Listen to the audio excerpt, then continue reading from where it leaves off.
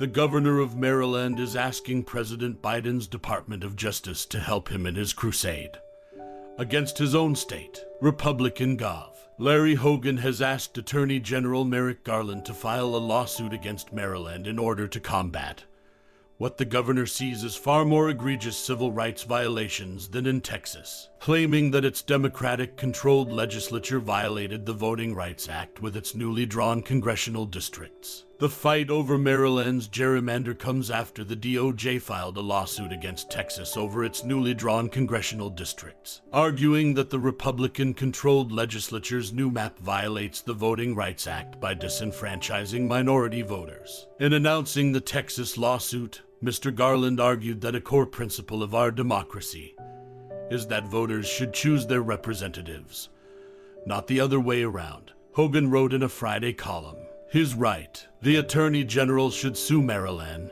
too." Hogan has been vocal in his disapproval of the new map, claiming that the redrawn lines are egregiously gerrymandered. However, as a Republican governor in a largely Democrat-controlled state, he has been powerless to protest the legislature's new electoral map after his veto was overruled. The congressional map drawn in back rooms by party bosses in Annapolis makes a mockery of our democracy, and it is an embarrassment to all that our state stands for, Hogan said in a Dec.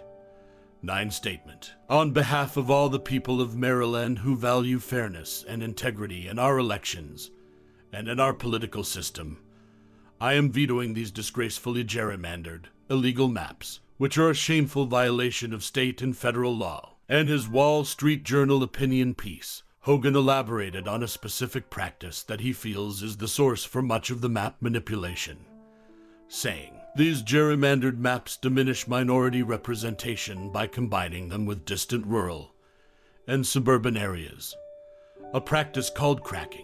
Hogan concluded that the Biden administration should be obligated to investigate gerrymandering and redistricting abuse in both liberal and conservative states. Otherwise, the governor warns, the president risks sacrificing integrity. Mr. Garland and the Biden administration can live up to their rhetoric by holding both parties accountable for discriminatory gerrymandering, or it can politicize the Justice Department by holding red states and blue states to different standards.